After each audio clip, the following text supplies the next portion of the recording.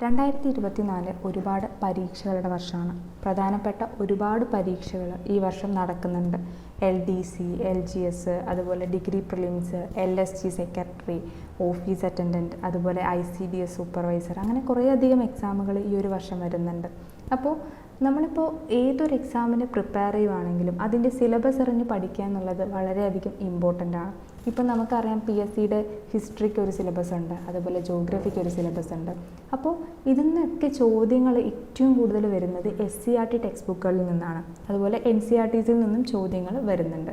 അപ്പോൾ നമ്മൾ ഒരുപാട് പാരുപരിച്ച് പഠിക്കാതെ ഏതാണോ ആവശ്യമുള്ളത് അതുമാത്രം അറിഞ്ഞ് മനസ്സിലാക്കി പഠിക്കുകയാണെന്നുണ്ടെങ്കിൽ നമുക്ക് കുറഞ്ഞ സമയം കൊണ്ട് തന്നെ റാങ്ക് ലിസ്റ്റിൽ ഏറ്റവും മുൻനിരയിൽ എത്തിച്ചേരാനായിട്ട് കഴിയുകയും ചെയ്യും. നല്ലൊരു ജോലി പെട്ടെന്ന് തന്നെ സ്വന്തമാക്കാനായിട്ട് സാധിക്കുകയും ചെയ്യും. ഇപ്പോൾ ഒരുപാട് പേര് ഇപ്പോൾ LDC ചില ആളുകളൊക്കെ അയ്യോ ഞാൻ തുടങ്ങിയിട്ടില്ല, എങ്ങനെ തുടങ്ങും, ഇനി തുടങ്ങിയാൽ കിട്ടുമോ, അതുപോലെ ഏത് എക്സാം ആണെങ്കിലും അങ്ങനെ ചിന്തിച്ചിരിക്കുന്നവരുണ്ടാവും. എനിക്ക് നിങ്ങളോട് പറയാനുള്ളത് അങ്ങനെ ഇരിക്കാനുള്ള സമയമല്ല. ഈ ഉള്ള കുറച്ച് സമയം നിങ്ങൾക്ക് എങ്ങനെ നല്ല രീതിയിൽ ഉപയോഗിക്കാൻ പറ്റുമെന്ന് ആലോചിക്കുക.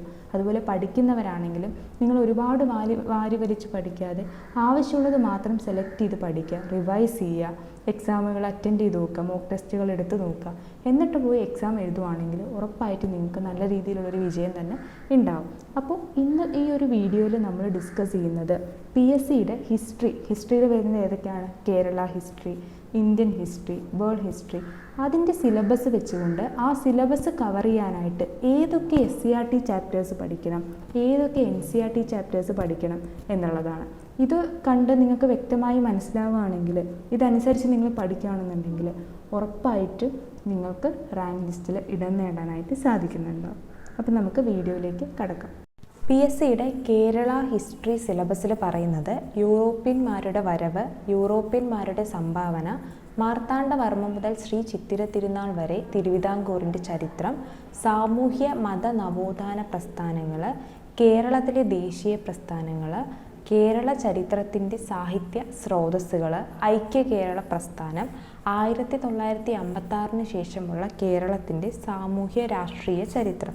ഇതിൽ ഐക്യ കേരള പ്രസ്ഥാനമൊക്കെ PSCയുടെ ഒരു ഫേവറേറ്റ് ടോപ്പിക് ആയിക്കൊണ്ടിരിക്കുകയാണ്. ഇപ്പോഴത്തെ മിക്ക ക്വസ്റ്റ്യൻ പേപ്പറിലും അതിൽ നിന്നുള്ള ചോദ്യങ്ങൾ കാണാനായിട്ട് സാധിക്കും. അപ്പോൾ ഈ ഒരു സിലബസ് നമ്മൾ കംപ്ലീറ്റ് ചെയ്യണമെങ്കിൽ വായിക്കേണ്ട SCERTs ഏതൊക്കെയാണ്?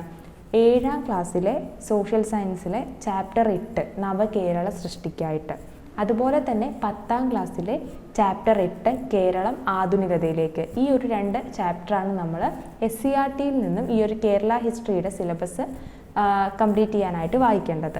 അതുപോലെ തന്നെ NCERTയിൽ നിന്നും 12ാം ക്ലാസ്സിലെ, അതായത് +2 ഹിസ്റ്ററിയിലെ 14ാമത്തെ ചാപ്റ്റർ ആധുനിക പൂർവ്വ കേരളം, സമ്പദ് വ്യവസ്ഥ, സമൂഹം, ഭരണ സംവിധാനം, അതുപോലെ തന്നെ +2 ചാപ്റ്റർ 15 കേരളം ആധുനികതയിലേക്ക്.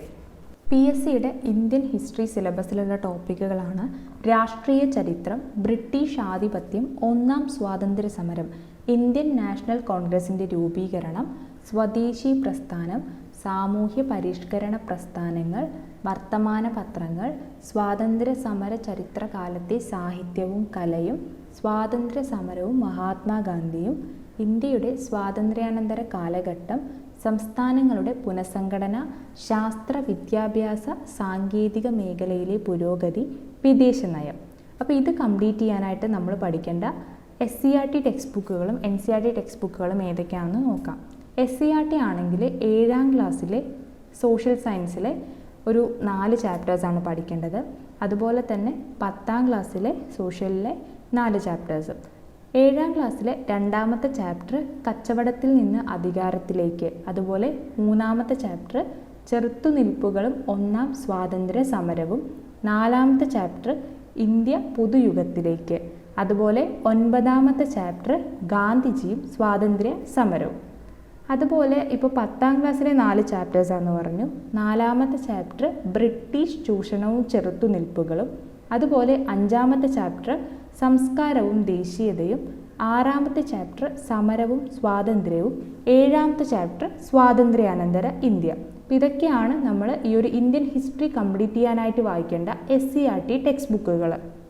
ഇനി നമുക്ക് ഏതൊക്കെ NCERT ടെക്സ്റ്റ് ബുക്കുകളാണ് ഇന്ത്യൻ ഹിസ്റ്ററി, അതായത് PSCയുടെ ഇന്ത്യൻ ഹിസ്റ്ററി സിലബസ് കംപ്ലീറ്റ് ചെയ്യാനായിട്ട് വായിക്കേണ്ടതെന്ന് നോക്കാം.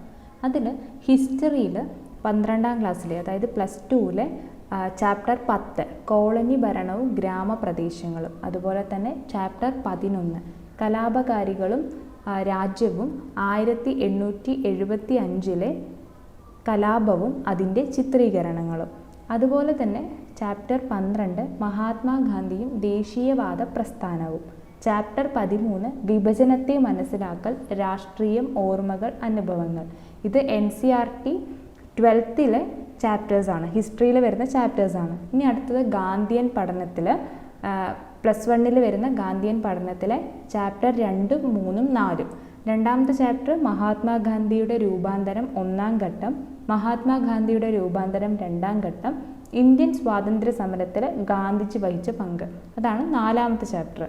പിന്നെ അതുപോലെ തന്നെ പൊളിറ്റിക്കൽ സയൻസ്